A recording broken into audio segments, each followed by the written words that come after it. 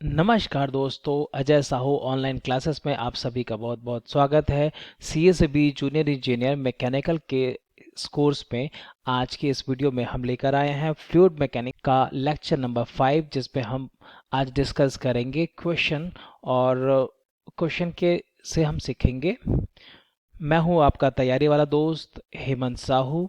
आइए स्टार्ट करते हैं क्वेश्चन सॉल्व करना। पहला क्वेश्चन है, the weight per unit volume the weight per unit volume of a liquid at a standard temperature and pressure is called। तो weight per unit क्या हो जाता है? weight मतलब mg, unit है ना, per unit mass। तो ये क्या हो जाता है? रो जी है ना, रो v into divide by v। तो क्या हो जाएगा? रो जी। और ये क्या कहलाता है? ये कहलाता है स्पेसिफिक वेट। क्या कहलाता है ये? Specific weight. तो ऑप्शन इज ए करेक्ट। ठीक। Next question, specific gravity of a water is taken अस। तो स्पेसिफिक ग्रेविटी क्या होता है? दैट इज द ग्रेविटी, है ना। तो specific gravity is defined as the density of the fluid divide by density of the standard fluid. और liquid के case में क्या हो जाता है? वाटर को ही स्टैंडर्ड मानते हैं, तो रेशियो कितना हो जाएगा? 1, है ना। क्या हो जाएगा? 1 हो जाएगा कि दोनों जगह वाटर वाटर हो जाएगा, यहाँ भी वाटर यहाँ भी वाटर, तो डेंसिटी का रेशियो 1 हो जाएगा। ठीक। नेक्स्ट क्वेश्चन बात करते हैं, the property of a liquid which offers the resistance to the movement of one layer of a liquid over the another adjacent layers of the liquid is called। अब layer by layer अगर fluid होता है यहाँ पे, और एक layer के movement के कारण दूसरा लेयर अगर रेजिस्टेंस फ्लो करता है, और ये होता है किसके कारण से? Surface tension no, compressibility no, capillary no, that is called viscosity। the viscosity is the property of a fluid and that offer resistance to the flow। ठीक है, तो answer is D, viscosity। Next question, the mercury does not weight the glass and this is due to property of fluid which is known as। ठीक है, अब यहाँ पे mercury की बात कर रहे हैं कि वो जब ग्लास में रखा जाता है तो उसको वेट नहीं करता, गीला नहीं करता। क्यों? सो आप देखेंगे नॉर्मली अगर आप मरकरी को टेबल पे रख देंगे, है ना, तो इस तरीके से वो शेप बना लेगा वो। जबकि वाटर को आप रखोगे, यहाँ पे मरकरी को रखो, अब अगर वहीं पर वाटर को अगर आप टेबल पे स्प्रेड कर दोगे तो कैसा हो जाएगा? टेबल पे कुछ इस तरीके से स्प्रेड हो जाएगा, वो होगा ना। तो यहाँ पे देखो कि जो कांटेक्ट एंगल है ना, जो कांटेक्ट एंगल है इसके साथ में, टेबल के साथ में, वो कितना है यहाँ पे? थीटा इज मोर देन 90 होगा, है ना। जबकि यहाँ पे अगर देखोगे ये एंगल, तो ये लेस देन 90 होगा। सो ये पहली पहचान। सो ये नॉन वेटिंग मटेरियल जो भी होगा, नॉन वेटिंग मटेरियल जो होगा, है ना, जैसे कि मरकरी हो गया, उसके लिए ये चीज़ें होंगी। जबकि वेटिंग मटेरियल जितने भी होंगे उसके लिए एंगल ये हो जाएगा। तो एक क्वेश्चन आपका ये भी बनता है भाई, कि आते हैं वेटिंग ना। सो यहाँ पे क्या है, क्या बनता है क्वेश्चन कि नॉन वेटिंग मटेरियल के लिए, जैसे कि वाटर हो गया, उसके लिए कांटेक्ट एंगल जो होगा वो ग्रेटर देन 90 डिग्री होगा, ग्रेटर देन 90 डिग्री होगा। जबकि नॉन वेटिंग के लिए ये लेस देन 90 होगा। समझ में आ रहा है? ये पहला। अब ये किसके कारण हो रहा है, ये पूछ रहा है इसमें। क्या पूछ रहा है? द प्रॉपर्टी किसके कारण से हो रहा है? This is the property due to. तो कोहिजन क्या होता है? The cohesion is a property to stick with another type of molecules. ठीक है, जैसे कि ग्लास का इसके साथ चिपक जाना, है ना। एडिशन का मतलब होता है सेम मॉलिक्यूल के साथ में स्टैकिनेस देना। विस्कोसिटी तो रेजिस्टेंस होता है। सरफेस टेंशन किसके कारण से होता है? तो सरफेस टेंशन होता है उसमें फोर्सेस के कारण। ठीक। तो वैसे आंसर इसका जो होता है वो कोहेशन और एडिशन दोनों के कारण ये होता है, दोनों के कारण होता है ना। तो दोनों ऑप्शन नहीं लगा सकते, तो आंसर जो हो जाएगा इसलिए फाइनली सरफेस टेंशन हो जाएगा। सरफेस टेंशन के कारण क्या करता है? वो अपना वॉल्यूम मिनिमाइज करने के लिए एक सर्कुलर शेप बनाता है। तो उस केस में इसकी चूंकि ज़्यादा होती है तो इसलिए ज़्यादा ये इसमें बन जाता है और वेट नहीं करता। क्लियर है? तो इसका आंसर वैसे लोन एडिशन देता तो वो काम चल जाता है, बट दोनों दे के रखा है इसलिए फाइनली जो आंसर होगा वो होगा surface tension. Clear? A glass tube of A small diameter d, है ना, is dipped in a fluid and the height rise or the fall in the tube is given by। ठीक। अब क्या पूछा है कि भाई कैपिलरी रिएक्शन को पूछ रहा है। सिंपली क्या पूछ रहा है? कैपिलरी रिएक्शन को पूछ रहा है। Glass tube of A small diameter D को हमने क्या कर दिया है? एक फ्लूइड में डिप कर दिया है, इस तरीके से फ्लूइड में डिप कर दिया। अब उसके पूछ रहा है कि जो राइज और फॉल होगा, राइज और तो राइज होगा, नॉर्मली मान दे देते हैं, तो वो कितना होगा? सो उसका हमने डायरेक्टली फार्मूला देखा था जब हम पढ़े थे। सो फार्मूला क्या था, है ना, सरफेस टेंशन पर डिपेंड कर रहा था पहले, है ना। सो आंसर क्या था हमारा? तो ये था 4W है ना, जहाँ पे W is the specific weight of the fluid. नहीं, इसके लिए तो नहीं था ऐसा, है ना। सो वहाँ पे सरफेस टेंशन होना चाहिए था, सरफेस टेंशन है यहाँ पे, बट ये गलत है। ये आंसर सही होगा अगर एक्चुअली में यहाँ पे इन्होंने नोटेशन गलत यूज़ किया है, ठीक है। If sigma is the surface tension and alpha is the angle of the contact between the surface, liquid surface, है ना, ये चीज़ें हो गई। तो यहाँ पे ये आंसर करेक्ट होगा 4 sigma cos alpha divide bye W into D. W क्या है यहाँ पे, ये है वेट, है ना, specific weight that is rho g. तो क्लियर होगा। तो ये होता है कितना, 4 sigma cos alpha divide by rho g into d. आपने ये देखा होगा, ठीक है। This is the answer, answer c is the correct, ठीक। ये डायरेक्टली फॉर्मूला है। नेक्स्ट में बात करते हैं, the following drops of a water becomes spheres due to the property of. So जैसे अभी हम लोग पिछले क्वेश्चन में देखे थे कि कोई भी जो फ्लूइड होगा वो इस अपने शेप को क्या करते हैं, राउंडेड बना लेगा, स्फेरिकल बना लेगा। क्यों? क्योंकि इसका जो सरफेस एरिया होता है ना, स्फेरिकल का जो सरफेस एरिया होता है 4πr², वो गिवन वॉल्यूम के लिए मिनिमम होता है, ठीक है। गिवन वॉल्यूम के लिए कितना होता है, मिनिमम होगा, गिवन वॉल्यूम के लिए मिनिमम होता है सरफेस एरिया इसका, ठीक है ना। इसलिए वो हर एक पार्टिकल यही चाहता है कि अपने एरिया को मिनिमम कर ले। क्यों? Because of surface of tension. किसके कारण? सरफेस टेंशन के कारण। So answer is surface tension. Clear है, simple. So every particles wants, मतलब every fluid particles wanted to its shape should be has a characteristic of smallest surface area, ठीक है। ये चीजें हो गई। नेक्स्ट बात करते हैं, प्रेशर से क्वेश्चन बात करते हैं। अभी दोस्तों हम आपके लिए पॉसिबल नहीं है कि सारे क्वेश्चन करा पाए, तो लिमिटेड जो इम्पोर्टेंट है वो हम करा रहे हैं आपको, और इसके अलावा आप प्रैक्टिस करते रहिए अपने क्वेश्चंस, ठीक है। हम यहाँ पे आपको एक बेसिकली थॉरोली कराने की कोशिश कर रहे हैं ताकि आपका पूरा सिलेबस कवर भी हो जाए और आपको एक आइडिया लग जाए क्या चीज़ें होती हैं, कैसे क्वेश्चन रहते हैं, ठीक है। तो नेक्स्ट बात करते हैं question number 33। The pressure intensity in kilo newton पर metre square or kilo pascal at any point in a liquid is given by, है ना। So this is the W क्या होता है, स्पेसिफिक वेट, है ना। स्पेसिफिक वेट मतलब newton पर मीटर क्यूबिक होगा, तो ये तो नहीं है ये यूनिट, ठीक है। और इनटू H कर दोगे तो H क्या है ना। तो H is the depth of the liquid from the surface, तो ये भी नहीं होता है, तो ये न्यूटन पर मीटर स्क्वायर में आ जाएगा, ठीक। ये भी नहीं है, ठीक। होगा, बिल्कुल होगा फिर, है ना। तो ये है। और यहाँ पे बात करोगे तो एक और हो गया, न्यूटन पर मीटर की पावर 4 हो जाएगा, ठीक। उल्टा कर दोगे तो ये भी नहीं बनेगा। सो आंसर इज हो जाएगा H। और बेसिकली होता तो यही है, क्या होता है, H इज द हेड होता है ना। ये प्रेशर हेड होता है। प्रेशर हेड किस में होता है, मतलब मीटर में है। अब मीटर में आप क्या कर दो, इसमें सिंपली क्या कर देंगे हम, स्पेसिफिक वेट को मल्टीप्लाई कर देंगे रो जी को, तो इसके फाइनली आ जाएगा, ठीक है।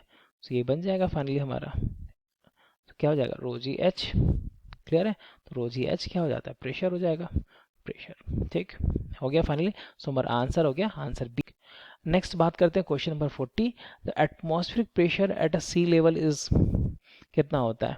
So 103 kilo newton metre square, हाँ, है ना। 10.3 मीटर ऑफ वाटर, हाँ ये भी होता है ना। 760 मीटर ऑफ मरकरी, हाँ ये भी होता है।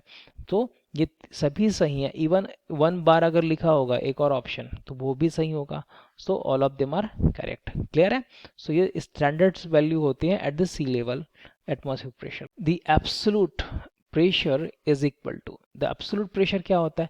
तो हमने जब देखा था कि डाटम हेड से अगर जीरो प्रेशर से हम लोग अगर कैलकुलेट करें तो that is called absolute value, है ना। अगर एटमॉस्फेरिक प्रेशर होता है तो ये अगर एटमॉस्फेरिक प्रेशर से हम लोग कैलकुलेट करें तो that is called gauge pressure. तो ये क्या कहलाएगा, गेज प्रेशर कहलाएगा। तो एब्सोल्यूट प्रेशर कितना हो जाएगा, है ना। तो gauge pressure plus atmospheric pressure होगा। यहाँ पे प्लस है, ये थोड़ा सा यहाँ पे क्लियरिटी नहीं है, यहाँ पे माइनस है, माइनस है, यहाँ पे माइनस है, ठीक है ना। तो गेज माइनस वैक्यूम ये तो पॉसिबल नहीं, दोनों देखी चीज है यार, है ना। तो गेज माइनस एटमॉस्फेयर कर दोगे तो काम नहीं बनेगा। तो this is gauge plus atmosphere. A piezometer tube is used only for measuring low pressure, high pressure, moderate pressure and vacuum pressure। तो piezometer जो यूज होता है वो नॉर्मली यूज होता है आपके मॉडरेट प्रेशर के लिए, किसके लिए, मॉडरेट प्रेशर के लिए, है ना। लो प्रेशर के लिए जैसे आपको हम लोग बना के रखा था मैनोमीटर कैसा होता है करके, है ना, सिंपल वाला, ठीक। सो अगर ये ट्यूब है तो ये केवल क्या हो जाता है, ये लिक्विड के लिए और केवल लो प्रेशर के लिए यूज़ होता था, है ना। पर यहाँ पे जो पेजियोमीटर है वो यूज़ होता है मॉडरेट प्रेशर के लिए। क्लियर।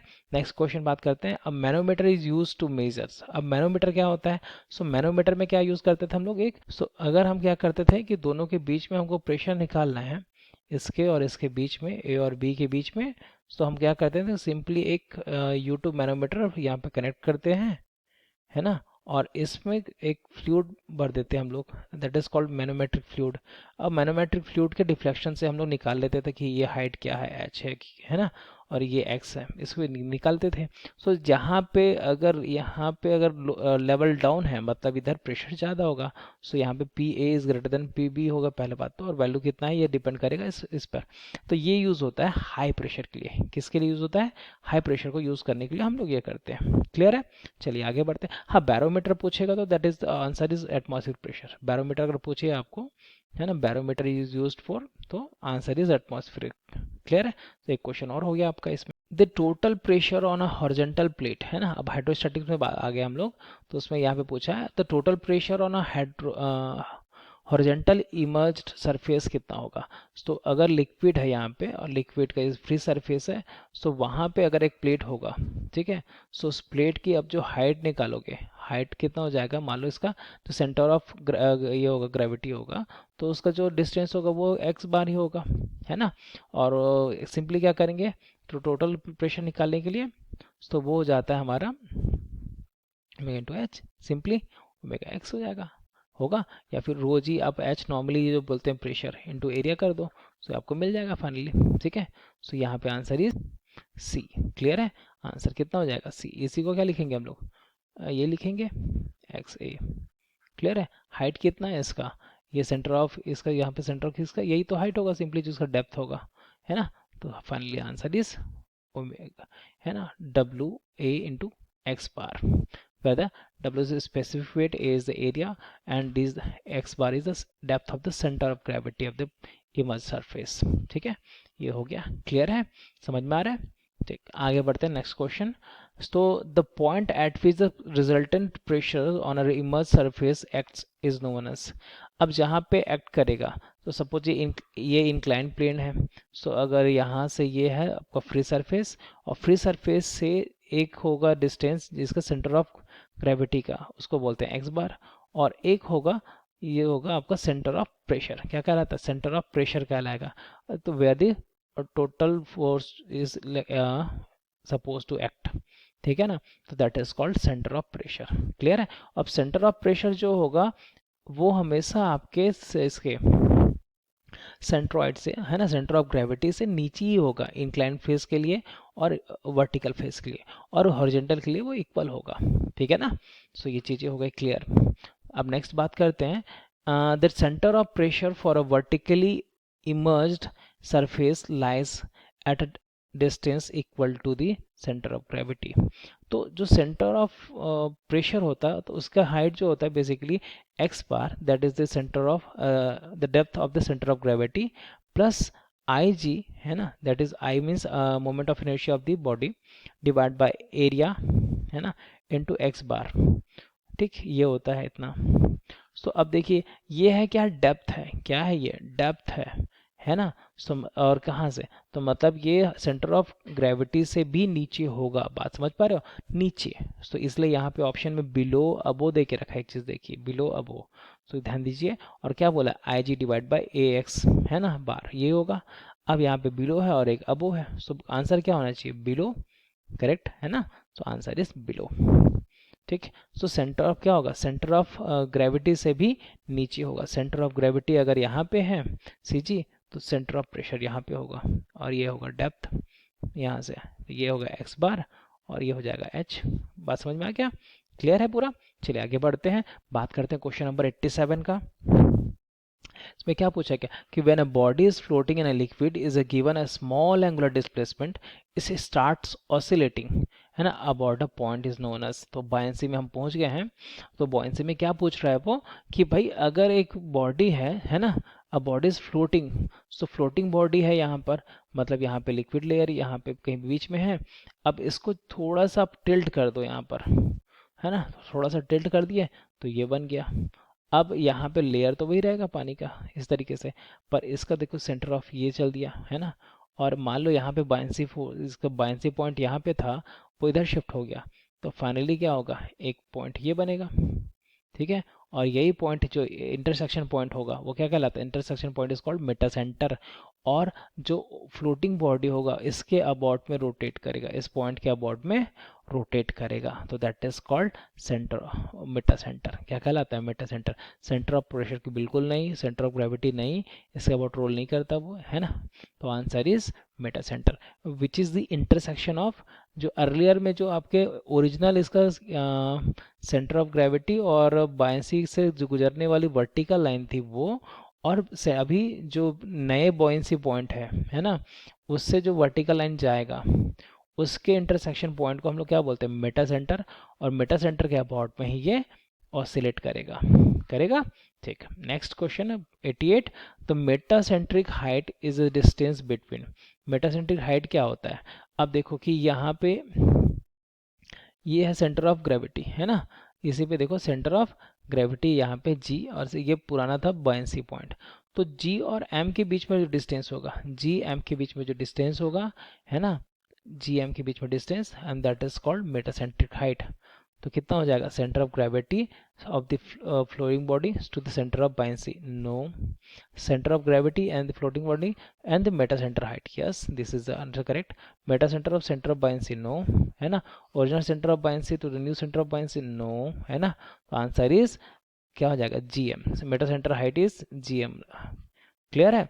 तो सेंटर ऑफ ग्रेविटी और मेटा सेंटर बीच की हाइट है, क्लियर है। तो ये हो गया। नेक्स्ट बात करते हैं क्वेश्चन नंबर 90 में, the metacentric height of a two floating bodies A and B are 1 metre, है ना, और सेकेंड इज 1.5 मीटर रेस्पेक्टिवली, ये देके रखा है। तो अब क्या हो जाएगा कि वो पूछा है कि सेलेक्ट द करेक्ट स्टेटमेंट, तो स्टेटमेंट देख लेते हैं फिर। तो statement number 1, the bodies A and B have a equal stability. अच्छा, बात स्टेबिलिटी के लिए कर रहा है ना, तो इक्वल स्टेबिलिटी होगा। सेकेंड बोल रहा है A is a more stable than a B, और सेकेंड बोल रहा है B is more stable than A, and body A and B are unstable. तो अब जैसे ही उसने बोला कि यहाँ पे metacentric height of the two floating bodies दे के रखा है ए एंड बी, ठीक है। तो अब वहाँ पे और दोनों की वैल्यू भी दे के रखी है 1 मीटर और 1.5 मीटर। तो सेम वही, अगर अपोर डायग्राम देखोगे तो उसको फिर से मैं बना देता हूँ यहाँ पे। तो ये अगर फ्लोटिंग बॉडी है, देखो, ठीक है, ये अगर फ्लोटिंग बॉडी है, यहाँ पे ये इसकी पुरानी वाली लाइन थी, है ना, और अभी न्यू जो बन गई वो यहाँ पे बन गई, ठीक है।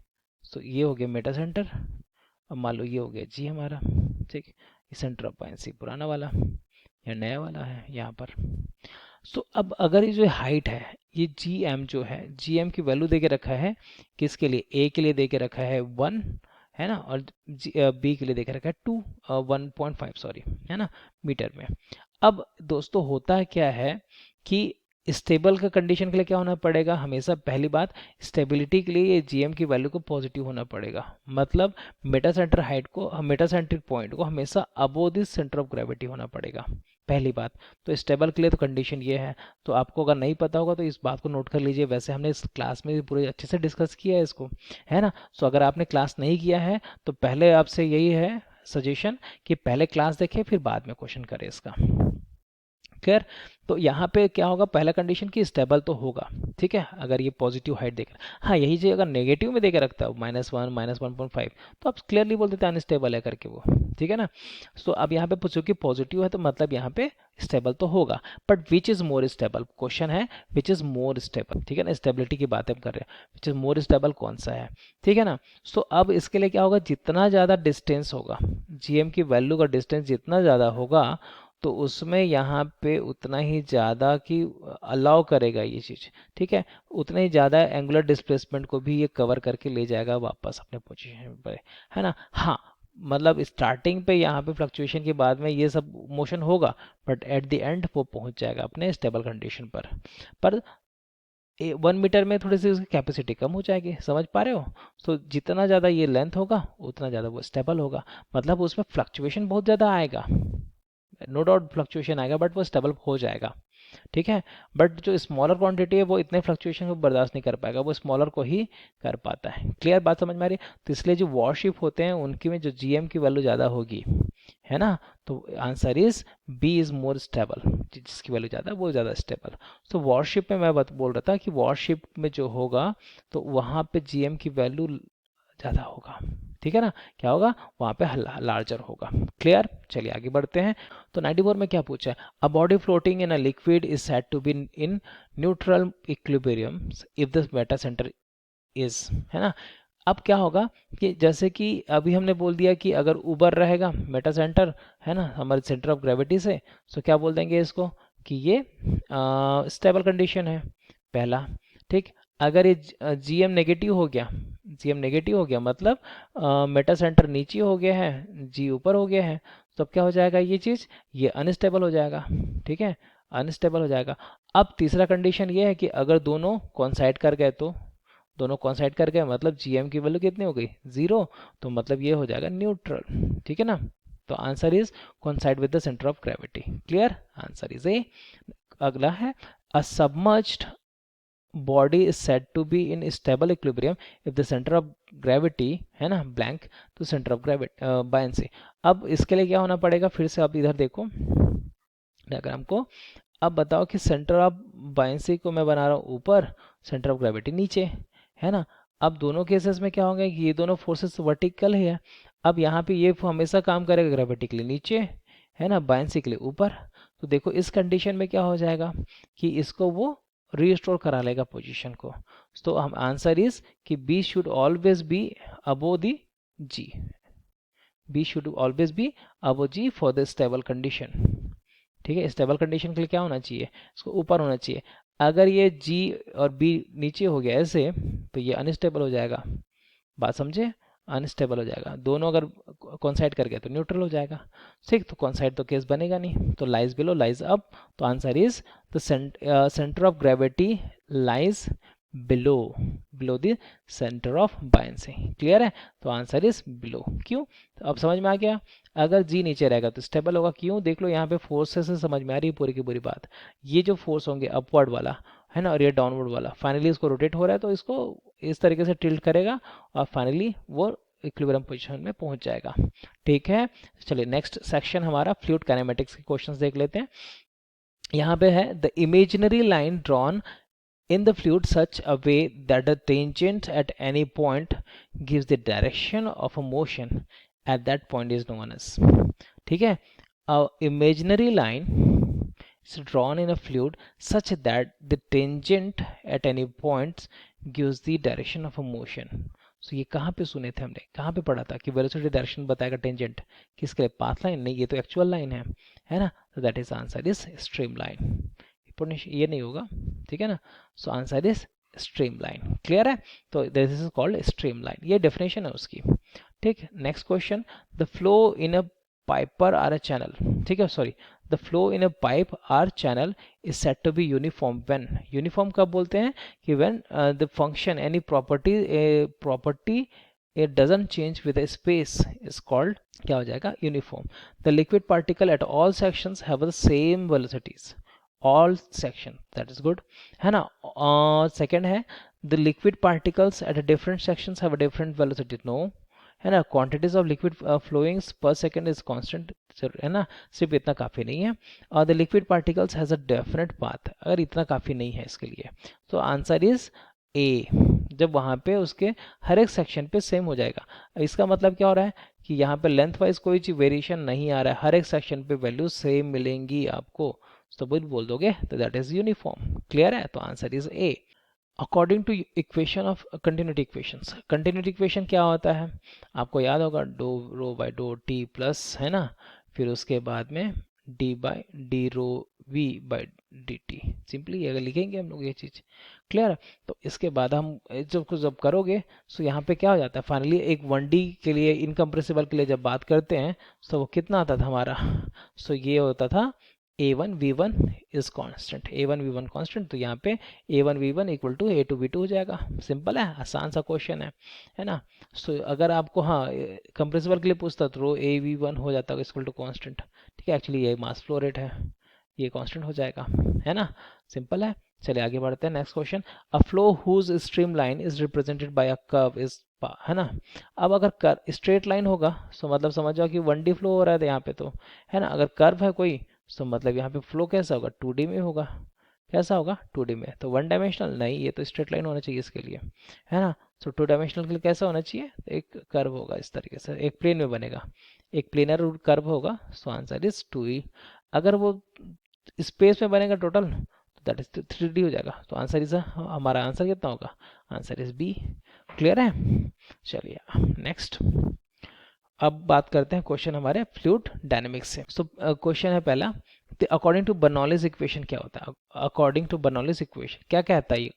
सो हमारा प्रेशर हेड है ना, और प्लस वेलोसिटी हेड और डेटम हेड, ये सब का सम कितना होगा, हो जाएगा कांस्टेंट। सब क्या हो जाएगा, कांस्टेंट हो जाएगा।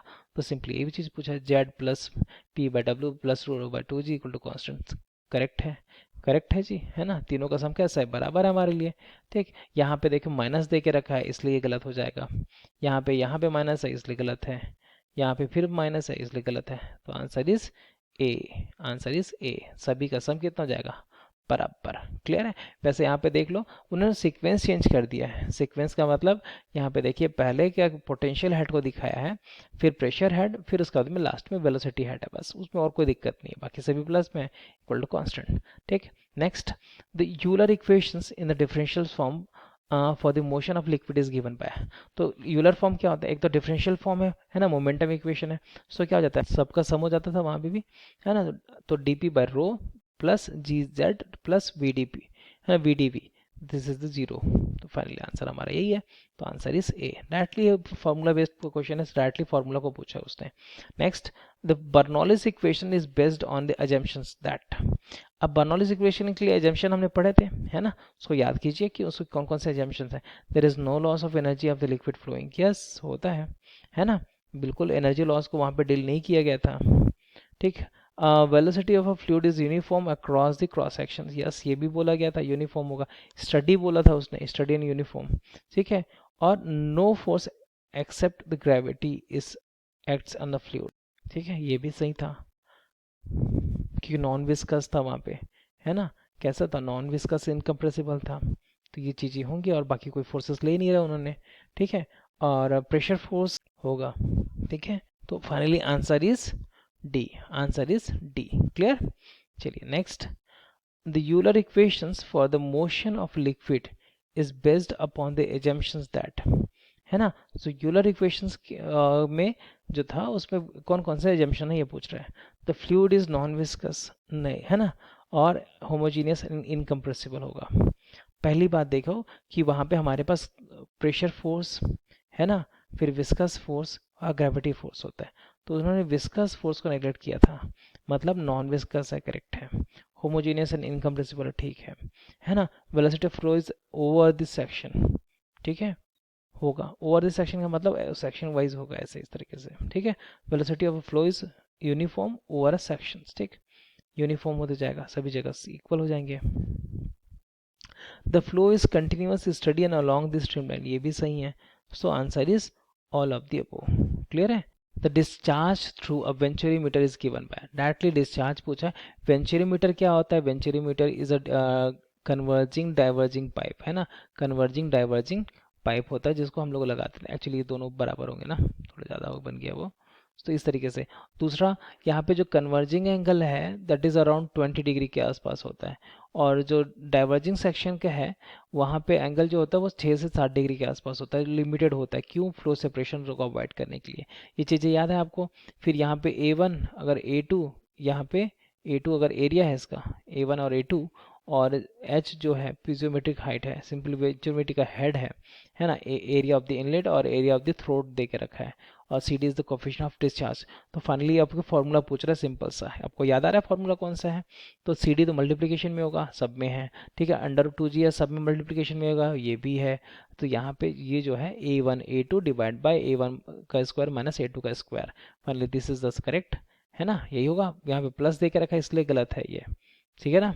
यहाँ पे देखो, यहाँ पे ये जो दे के रखा है माइनस में दिखा है इसलिए गलत है ये, समझ में आ रहा है, यहाँ पे जस्ट इन्वर्स कर दिया है। So answer is B, B is the correct answer. Next 142, in order to measure the flow with a venturimeter it is installed in, है ना। अब हॉरिजॉन्टल के लगाते हैं, इंक्लाइंड के लिए इंक्लाइंड विथ डाउनवर्ड्स फ्लो, तो आप उसको कैसे भी लगा सकते हो, है ना। सो वहाँ पे हम लोग अलोंग द स्ट्रीमलाइन बात करते हैं, अब जैसे भी फ्लो हो रहा है उसके लिए बात करेंगे वहाँ पे, और हम लोग यूज़ करते हैं एच जो है, यहाँ पे एच जो वेंचुरीमीटर का हेड बोला है, that is nothing but the piezometric head हो जाता है। जो पीजियोमेट्रिक हेड होगा, सो वहाँ पे इसमें क्या प्रेशर, और प्रेशर हेड और क्या है आपका ये डेटम हेड दोनों इंक्लूडेड होता है। सो यहाँ पे किसी भी डायरेक्शन में आप यूज़ कर सकते हैं उसको, बर्नौलीज इक्वेशन को आप किसी भी डायरेक्शन के लिए यूज कर सकते हैं। तो answer is D. 150, the coefficient of velocity is defined as the ratio of, है ना, coefficient of velocity is defined as the ratio of, क्या होता है कोफिशिएंट ऑफ वेलोसिटी क्या होता है? So that is actual velocity of a jet at a vena contracta to the theoretical value, ठीक है, और एरिया ऑफ अ जेट, तो ये चीजें हैं डायरेक्टली ये होता है, ये डिफाइंड है वेलोसिटी के टर्म में एक्चुअल में, ठीक है ना, वेलोसिटी के टर्म में डिफाइंड है, एरिया में होगा दोनों का, यहाँ पे इनवर्स होगा, ठीक है, यहाँ पे इनवर्स होता तो करेक्ट था। Answer is A. Next question, तो कोफिशिएंट ऑफ, क्लियर थोड़ा नहीं दिख रहा है पर आप समझिए, coefficient of discharge C D is equal to, C D की वैल्यू पूछ रहा है कि कितना होगा करके, यहाँ पे ऑप्शन बी में क्या देकर रखा है, सी सी इंटू सी आर, और यहाँ पे ऑप्शन सी में देखा सी वी इंटू सी आर, और बाकी क्लियर है आपको, है ना। जहाँ पे सी सी क्या है coefficient of contraction, C V है कोफिशिएंट ऑफ वेलोसिटी, और सी आर है कोफिशिएंट ऑफ रेजिस्टेंस। सो हमारा जो सी डी होता है वो क्या होता है, जो हमने ओरिफिस मीटर के टाइम में पढ़ा था, है ना, और ओरिफिस मीटर के समय पढ़ा था, सो उसमें क्या होता है कि C D is equal to C C, है ना, सी सी इंटू सी वी, जहाँ पे सी सी क्या है कोफिशिएंट ऑफ कॉन्ट्रैक्शन, और सी वी क्या है कोफिशिएंट ऑफ वेलोसिटी, तो will give you the product will give you the C D the coefficient of discharge. तो answer A is the correct, है ना, क्लियर। चलिए आगे बढ़ते हैं। Which of the following statement is wrong, अब wrong statement को सिलेक्ट करना है हमें। So flow whose streamline is represented by a curve is called two dimensional, just हमने कुछ देर पहले देखा है, तो this is the correct. The total energy of a liquid particle is a sum of potential energy, kinetic energy and the pressure energy, true, है ना, होगा। Next, is it the length of divergence portions in the venturimeter is equal to the convergent, no, this is wrong, this is wrong ना। हमेशा क्या होता है कि length of जो कन्वर्जिंग सेक्शन होगा वो डाइवर्जिंग सेक्शन से बड़ा होता है ना, सॉरी उल्टा बोलती है, length of converging section is always smaller than the length of diverging section, clear. तो आंसर यही होगा जो करेक्ट, स्टेटमेंट रॉन्ग है। एक बार लास्ट वाला भी देख लेते हैं, pitot tube is used to measure the velocity of the fluid at required point of the time, ठीक है, pipe. So answer is a C, because ये सी स्टेटमेंट ही रॉन्ग है, यहाँ पर दोनों इक्वल नहीं होंगे, क्लियर। तो नेक्स्ट क्वेश्चन है हमारे फ्लो थ्रू पाइप से, किससे, फ्लो थ्रू पाइप से बात कर लेते हैं। तो उसमें क्या पूछा है, the loss of head at exit of the pipe. तो वहाँ पे क्या होता है कि लॉसेस हमने देखे थे, तो दो देखे थे, एक हमने मेजर देखा था, है ना, और दूसरा माइनर ये देखा था। और मेजर किसके कारण होता है, ओनली फ्रिक्शन के कारण जो बहुत होता है उसको हम लोग मेजर बोलते हैं, और यही एक्चुअली डोमिनेटिंग होता है, ये इसकी वैल्यू ज़्यादा होती है। बाकी माइनर में हमने बहुत सारे देखे थे, एक है बेंट के कारण होता है, बेंट के कारण, दूसरा एंट्री के कारण, तीसरा एग्जिट के कारण, है ना, चौथा उसमें सडन चेंजेस के कारण। सडन चेंजेस में क्या होंगे, सडन कॉन्ट्रैक्शन हो सकता है, सडन उसमें एक्सपेंशन हो सकता है, ठीक है ना। सो ये चीज़ें देखी थी। तो हमारे यहाँ पे एग्जिट और इसमें पूछ रहा है फार्मूला में, सो एग्जिट में कितना हो जाता है, एग्जिट में हो जाता है इसकी वैल्यू सीधा सीधा V square by two G into K जो बोले थे, और के की वैल्यू होती है 1 यहाँ पर। हाँ, अगर वही चीज़ हमारे इनलेट में बोला होता तो ये आंसर था, इनलेट अगर बोला होता है ना, इंटरेस्ट बोला होता तो ये आंसर था। क्लियर है ना।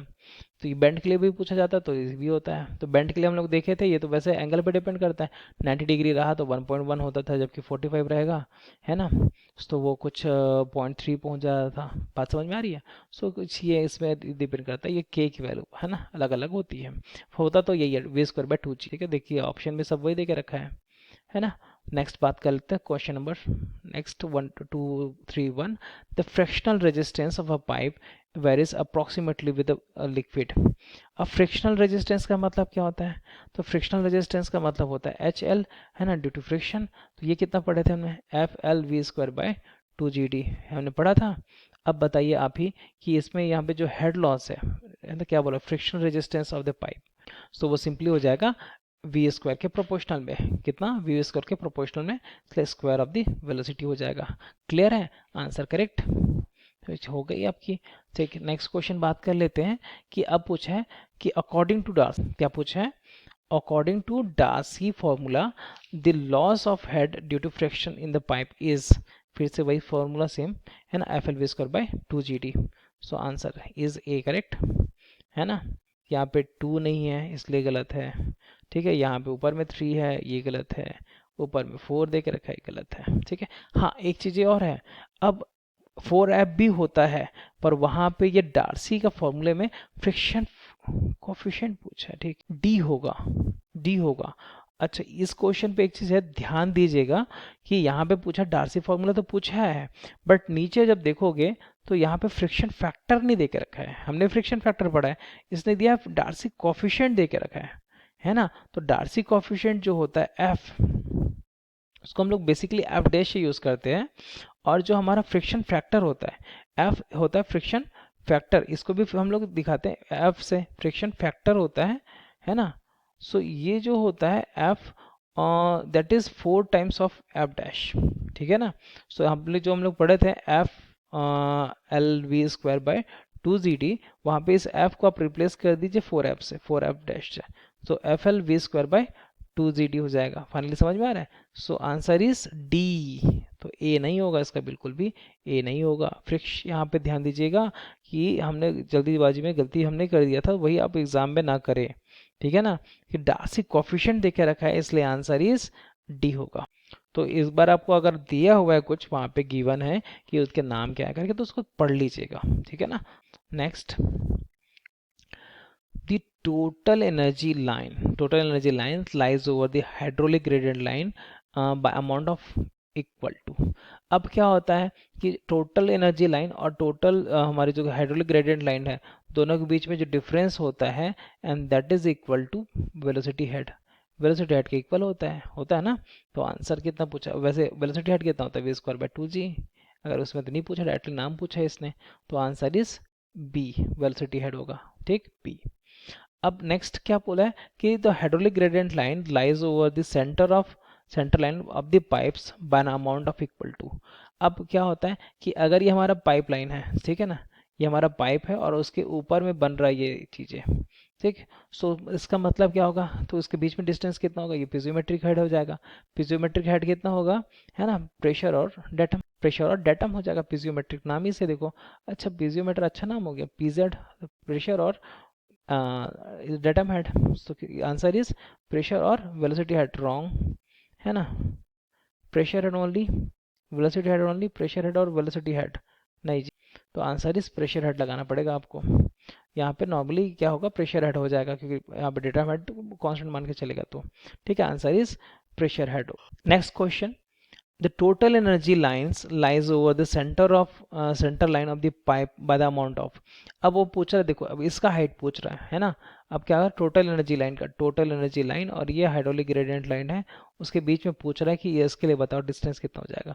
तो ये प्रेशर क्या हो गया, है ना, सिंपली। और ये कितना हो गया, ये वेलोसिटी का हो गया। तो टोटल कितना हो जाएगा, प्रेशर हेड और velocity head. So answer is C हो जाएगा। क्लियर है, हो गया।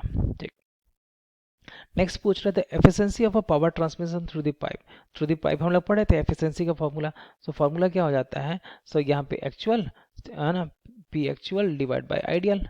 सो हमने यही पढ़ा था, simply rho Q into H minus H L divide by rho Q H. So H sorry ये कैंसिल हो जाएगा, तो फाइनल कितना बचेगा, तो हमारा ये हो जाएगा H F minus sorry H minus H F divide by H होगा फाइनल आंसर। तो ये चीज़ हो गया जहाँ पे टोटल सप्लाई हेड है और ये head loss due to the friction in the pipe हो जाएगा, तो आंसर इज ए।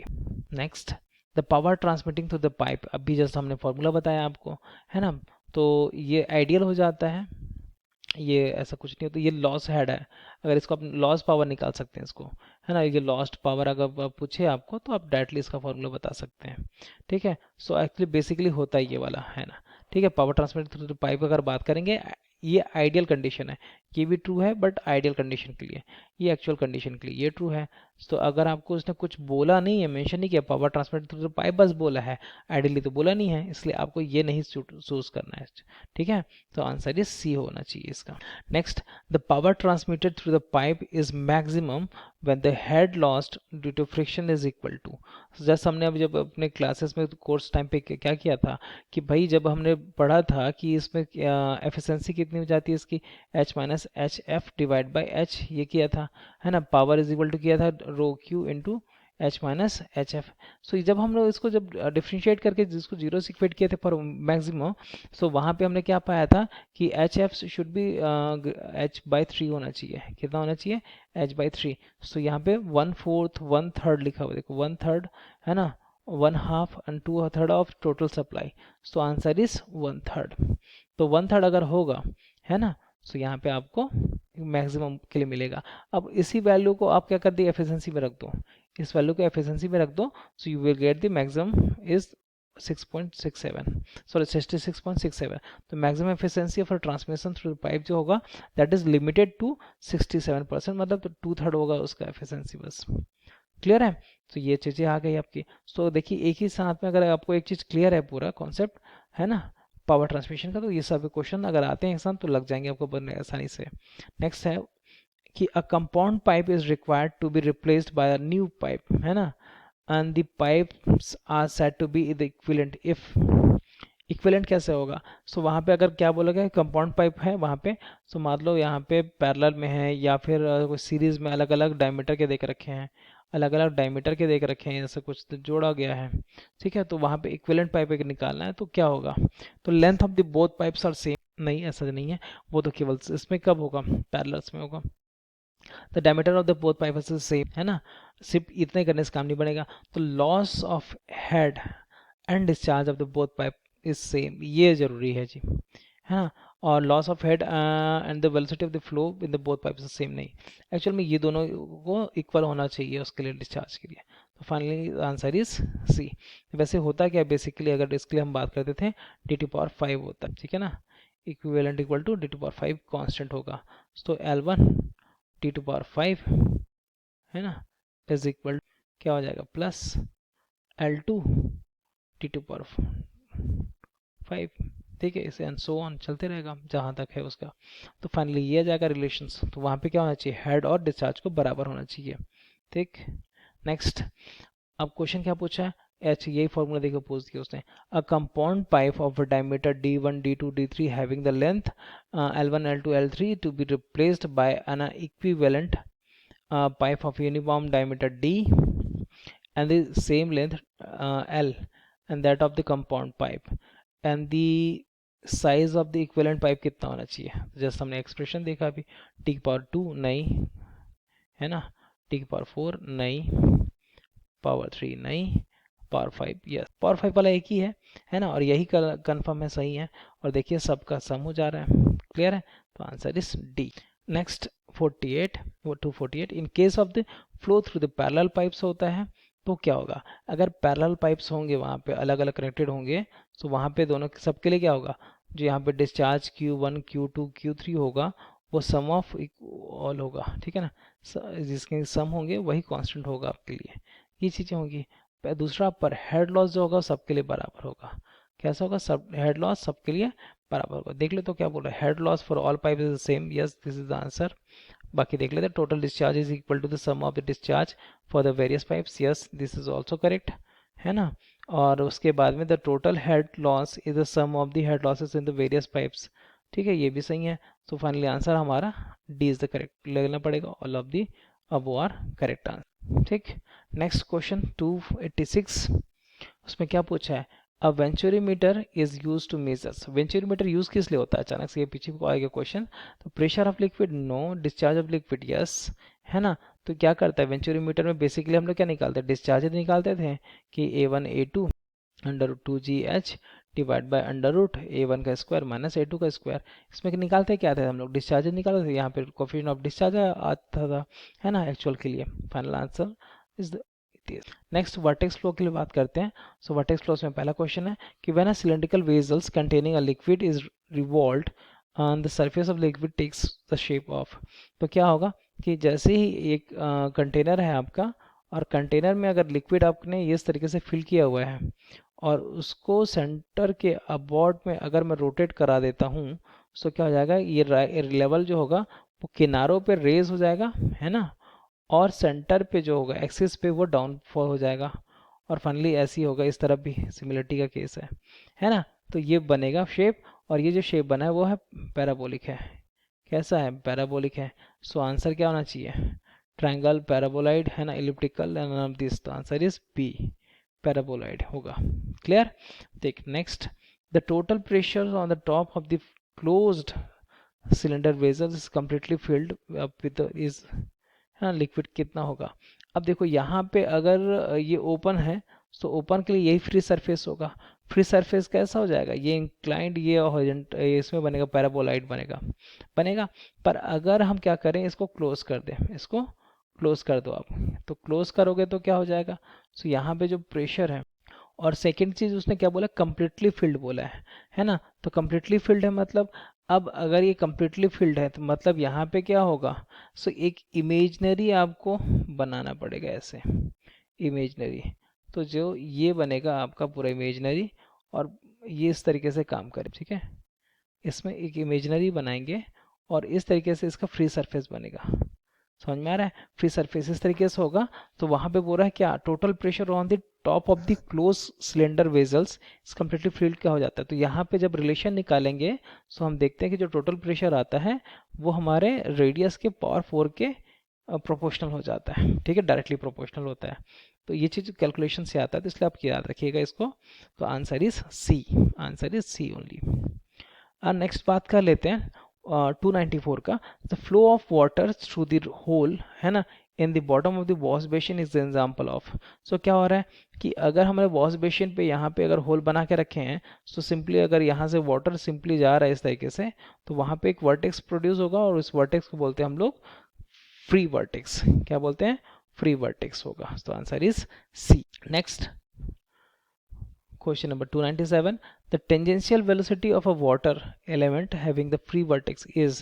तो free vertex के केस में क्या होता है, v is proportional to inversely proportional to r, या फिर v r equal to constant, हमने ये पढ़ा था, ठीक है ना, ये चीजें होती हैं। सो फाइनली आपका क्या हो गया, रिलेशन आंसर आ गया, v is inversely proportional to r, where the r is a distance। तो directly proportional to the distance from the center ना, है ना, inversely proportional to distance of the front centre, yes होगा, यही answer है, बाकी देख लो। तो डिस्टेंस का स्क्वायर, डिस्टेंस स्क्वायर, ये दोनों रॉन्ग है, तो answer is B only.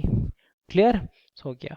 Next question, तो when a cylindrical vessels of radius R containing a liquid is revolved about its vertical axis, है ना, with a angular velocity omega radian per second, then the depth of parabola which is we assume is 2, है ना, कितना होना चाहिए। तो यहाँ पे हमने जो फॉर्मूला पढ़ा था, ये देखो, so y is equal to omega square R square divide by 2g। तो कौन सा ऑप्शन मैच कर रहा है, आंसर इज बी ओनली, ठीक है, हो गया। नेक्स्ट हमारा विस्कोसिटी। विस्कोसिटी के क्वेश्चंस में सिंपल से होते हैं, ठीक है। तो क्या बोला है कि Newton's law of viscosity is relationship between, किसके बीच में रिलेशन होता है, तो न्यूटन्स लॉ ऑफ विस्कोसिटी क्या बोलता है, the shear stress is proportional to D U by D Y, है ना। इसी को आगे हमने किया तो एक प्रोपोर्शनलिटी कांस्टेंट लगा दिया और इक्वल बना दिया, तो यहाँ पे आ गया विस्कोसिटी, ठीक है। तो क्या बोल रहा है, प्रेशर और वेलोसिटी अन टेम्परेचर का होता है, नहीं जी, टेम्परेचर कहाँ आता है इसमें, ठीक है। तो शेयर स्ट्रेस और rate of shear strain, yes this is the correct answer. Actually इसी के लिए बेस बनाया गया था पहले।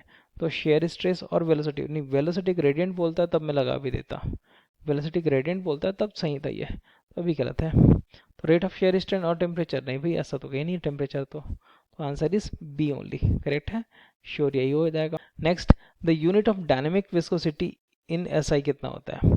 अब विस्कोसिटी क्या होता है जी? Viscosity is tau by D U by D Y कर दोगे तो फाइनली इसका आ जाता है पास्कल सेकेंड। कितना आता है? Pascal second. तो पास्कल सेकेंड क्या हो जाता है हमारा? न्यूटन सेकेंड पर मीटर स्क्वायर। ठीक है, पास्कल सेकेंड का हो जाएगा, तो न्यूटन पर metre square into second. So answer is B, answer B हो जाएगा। हाँ, इसी को हम लोग पॉइस बोलते हैं, किस में? ऐसा में पूछा है, सीजीएस में होता है, सीजीएस में पॉइस हो जाता है, सीजीएस में जो होता है वो पॉइस हो जाएगा। क्लियर है? तो पॉइस अगर सीजीएस पूछा होता तो वो आंसर है, पर अभी तो उसने ऐसा ही पूछा है, तो कितना हो जाएगा हमारा आंसर? बी, न्यूटन सेकेंड पर मीटर स्क्वायर। नेक्स्ट, अब वही पूछा है, देखिए one poise is equal to, one poise किसका? ये डायनेमिक विस्कोसिटी का होता है ना। डायनेमिक विस्कोसिटी क्या होता है? न्यूटन सेकेंड पर मीटर स्क्वायर। इसी को आप रिप्लेस कर दीजिए, तो वहाँ पे फाइनली जो आंसर आता है हमारा वो होता है 0.1। ठीक है, कितना आता है? 0.1। Next question, the kinematic viscosity is. अब काइनेमेटिक विस्कोसिटी क्या होता है कि अक्सर हमने देखा था कि डायनेमिक विस्कोसिटी और डिवाइड बाय रो, ये बार बार एलिमेंट आ रहा था, और इसी को हमने एक नया देखा, और इसका यूनिट जब देखते तो ये काइनेमेटिक में मिल रहा था। सो इसी को हमने काइनेमेटिक्स के मिल रहा था, दैट इज मीटर स्क्वायर पर सेकेंड। ठीक है ना, तो इसी को हमने क्या बोल दिया? Kinematic viscosity, kinematic viscosity. ठीक, तो यही क्या बोल रहा है? Ratio of absolute velocity to density of the liquid, है ना, ratio of density of the liquid to absolute, reverse में पूछ दिया, है ना। प्रोडक्ट नहीं जी, रेशियो होता है, और ये होता है ratio of absolute to density. ठीक है, क्लियर। सो नेक्स्ट पूछा है, stoke is the unit of. Stoke क्या है? सो स्टोक जो है बेसिकली सीजीएस सिस्टम में, सीजीएस सिस्टम में काइनेमेटिक विस्कोसिटी का ही यूनिट है। तो इसमें कैसे होता है? एसआई में ये मीटर स्क्वायर पर सेकंड, तो यहाँ पे कितना हो जाएगा? Centimetre square per second. ठीक है, हो गया। तो this is the kinematic viscosity in CGS units. Clear, answer is the A. अब next, one stokes is equal to, अब कितना होता है ये बताओ। अब मीटर स्क्वायर पर सेकंड से आपको कंपेयर करना है सेंटीमीटर स्क्वायर पर सेकंड को। अब आपको मालूम है सेकंड तो सेकंड है ना, और एक मीटर में कितना होता है? 100 सेंटीमीटर होते हैं ना, और उसका स्क्वायर कर लो तो कितना आ जाएगा ये? तो ये आ जाएगा 10⁴ कितना? 10⁴। क्लियर है, ये चीज़ें हो गई। Next, a fluid having the no viscosity is known as. अब विस्कोसिटी नहीं होगी तो क्या हो जाएगा? Real fluid? नहीं, ये तो गलत है, that is ideal fluid. Actually बोलना ये चाह रहा है कि बाकी है पहले से, सिर्फ वो बोल रहा है वो विस्कोसिटी के टाइम पे, तो ideal fluid, answer is the ideal fluid. Next, the dynamic viscosity of a gas, है ना, with rise in the temperature, क्या होता है? जब गैस के इसको टेम्परेचर को राइज करेंगे, डायनेमिक विस्कोसिटी ऑफ गैस, है ना, विथ राइज इन टेम्परेचर क्या होता है? इंक्रीज और डिक्रीज, है ना। तो हमेशा ये चीज़ देखा गया है कि डायनेमिक विस्कोसिटी ऑफ जो गैसेस होंगे, ऑफ गैसेस, वो टेम्परेचर के साथ में इंक्रीज करते हैं। ठीक है ना, जबकि वहीं पे dynamic viscosity of liquid, maximum liquid के हो जाते हैं टेम्परेचर इंक्रीज करने के बाद में डाउन होते हैं, कि इजी फ्लो होना स्टार्ट हो जाता है। जैसे गर्म करोगे तो वो इजी फ्लो होना जाएगा, क्योंकि गैस क्या हो जाता है, उसमें मॉलिकुलर एग्रेगेशन बढ़ जाता है। ये क्या हो जाता है, यहाँ पे जो मॉलिक्यूल है ना, उसकी कैपेसिटी बढ़ जाती है, तो वो बार बार कोलिजन देगा, बार बार कोलिजन देने के कारण क्या हो जाएगा? बहुत ज़्यादा रैंडम मोशन होगा, इसके कारण से उसकी विस्कोसिटी बढ़ जाती है, इसके कारण उसकी विस्कोसिटी बढ़ जाती है। समझ में आया? अब बात करते हैं लैमिनार फ्लो का। तो लैमिनार फ्लो में क्या होता है? द वेलोसिटी एट विच, है ना, the flow changes from laminar to turbulent flow is called. तो लैमिनार से जब भी होगा एक वैल्यू, ठीक है ना, एक वेलोसिटी की वैल्यू, जहाँ पे लैमिनार से टर्बुलेंट हो जाए, कुछ यहाँ पे जब पासा पलट जाए, अचानक जब कुछ चेंज हो जाए, तो वो जो चीज़ें होती हैं तो उसे कहलाते हैं क्रिटिकल वैल्यू। क्या कहलाता है? हमेशा क्रिटिकल। तो यहाँ पे वेलोसिटी, इसलिए क्रिटिकल वेलोसिटी हो जाएगा। सो आंसर इज क्रिटिकल। ठीक है, अब बाकी चीज़ देख लेते हैं। वेलोसिटी ऑफ अप्रोच अलग चीज़ है, पहुँचने के लिए जो वेलोसिटी होती है। सब सोनिक अलग चीज़ है, मैक नंबर जब हम पढ़ेंगे तब बता देंगे आपको। ठीक है, तो सुपर, अच्छा, है ना, सुपरसोनिक मतलब Mach number is greater then 1, और सुपरसोनिक, सॉरी, सबसोनिक का मतलब होता है m इज लेस देन 1, और सुपरसोनिक का मतलब होता है m ग्रेटर देन 1। क्लियर है? ठीक। नेक्स्ट हम बात करते हैं कि विच of the following is an example of laminar flow. Laminar flow कौन कौन सा है इसमें? अंडरग्राउंड वाटर फ्लो जो होगा वो स्मूथ होता है ना, तो वहाँ पे क्या कर सकते हैं, uniform flow, sorry laminar flow उसे बोल सकते हैं। तो flow past tiny bodies, yes वहाँ पे भी डिस्टर्बेंस कम होता है, तो हम उसको लेमिनार के केस कंसिडर कर लेते हैं, ठीक है। फिर नेक्स्ट है flow of oil in the measuring instrument, ये भी बहुत स्लो होता है, तो इसलिए भी लेमिनार माना जा सकता है, इसलिए answer is all of the above, ठीक। नेक्स्ट है कि the velocity at which the laminar flow stops is known as, जहाँ पे स्टॉप हो जाता है तब उसको क्या बोलेंगे, है ना, मतलब स्टॉप से एक्चुअली बेसिकली नहीं होगा, वहाँ पे फॉर्म चेंज हो जा रहा है। तो ये अगर लेमिनार है तो उसके बाद में टर्बुलेंट होता है, सॉरी ट्रांजिएंट होता है, उसके बाद में टर्बुलेंट हो जाएगा। तो यहाँ पे जो एक इसको बोलते हैं लोअर क्रिटिकल पॉइंट है, इसको बोलते हैं अपर क्रिटिकल पॉइंट। क्रिटिकल पॉइंट में ही चेंज होगा, पर वहाँ दो होंगे। तो यहाँ पे वेलोसिटी ऑफ अप्रोच दे के रखा है, नो ये तो नहीं होगा, तो लोअर क्रिटिकल वेलोसिटी और अपर हायर क्रिटिकल वेलोसिटी होगा।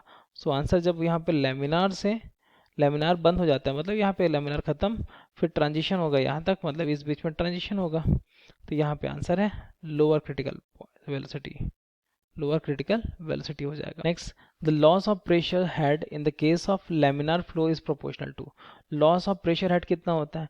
लॉस ऑफ प्रेशर हेड हमने क्या देखा था, delta P is equal to P1 minus P2 is equal to 32 mu V L divide by G T का स्क्वायर, है ना, जी टी स्क्वायर ये देखा था, है ना। तो यहाँ पे देखो कि वेलोसिटी का टर्म कैसे देके रखा है, उसमें पावर 1 है, पावर कितना 1, सो answer is A velocity only, clear है, आंसर ये हो गया। नेक्स्ट क्वेश्चन हम बात करेंगे कि when a tank containing a liquid moves with the accelerations with the horizontal directions and this free surface of liquid is कितना हो जाएगा। तो जब भी क्या होगा दोस्तों कि अगर यहाँ पे कोई कंटेनर है जिसमें लिक्विड भरा हुआ है, ठीक है ना, और एक एक्सेलरेशन ax से जाएगा, तो वहाँ पे एक जर्क मिलेगा और इसके कारण से क्या होगा कि उसके इनर्शिया के कारण ये पीछे धकेला हो जाएगा और ये इस तरीके से बनेगा स्लोप। सो यहाँ पे क्या हो जाएगा, पीछे की ओर चढ़ जाएगा पानी, ठीक है। So remains horizontal, no, becomes curve, है ना, नहीं, और falls on the front end, falls on the back end, so falls on the front end, ये दिख रहा होगा फॉल्स हो रहा है फ्रंट एंड पे। सो answer is 66। A flow is called subsonic if the Mach number is, जैसे ही बोला था मैंने कि मैक नंबर ग्रेटर देन 1 कहलाता है सुपरसोनिक, है ना, यहाँ पे m इक्वल टू 1 सोनिक कहलाएगा, सोनिक मतलब साउंड की वेव से, और ये less than 1 that is called subsonic, clear है। सो ये हो गया फाइनली। तो कितना होना चाहिए फॉर अ सबसोनिक के लिए, कितना होना चाहिए, तो लेस देन यूनिटी, कितना हो जाएगा, less than unity. Next, a flow is called hypersonic if the Mach number is greater then 1 हो जाएगा, कितना हो जाएगा, लेस देन यूनिटी नहीं, है ना, यूनिटी नहीं, यहाँ पर ये आंसर नहीं होगा आपका, क्यों, क्योंकि 1 to 6 बोला है, दैट इज सुपरसोनिक, क्या हो जाएगा, सुपरसोनिक हो जाता है। अब अगर 6 से भी ज़्यादा हो जाए आपका मैक नंबर तो कहलाता है वो हाइपरसोनिक, क्या कहलाता है, हाइपरसोनिक। तो आंसर कैसा होना चाहिए, नन ऑफ दिस, ठीक है, आंसर होगा none of. Question number 370, a point in a compressible flow where the velocity of a fluid is zero, तो यहाँ पे वेलोसिटी की फ्लूइड जीरो हो जाएगी तो उसको क्या बोलते हैं हम लोग, ये हम लोग पढ़े थे पिटोट ट्यूब में, किसमें, पिटोट ट्यूब में हम लोग पढ़े थे, है ना, कि वेलोसिटी जब जीरो हो जाएगी तो उस पॉइंट को क्या बोलते हैं, स्टैग्नेशन पॉइंट, क्या बोलते हैं, स्टैग्नेशन पॉइंट। वेना कॉन्ट्रैक्टर अलग चीज़ है, जब वहाँ पे एरिया मिनिमाइज हो जाए, एरिया बहुत मिनिमाइज हो जाए तो वो वेना कॉन्ट्रैक्टर कहलाती है। क्रिटिकल पॉइंट तो हमारे उसमें रेनॉल्ड नंबर में देखा था, ठीक है, या फिर वेलोसिटी की वैल्यूज पे देखा था, ठीक। अब बात करते हैं बाउंड्री लेयर पे, बाउंड्री लेयर के क्वेश्चंस पे।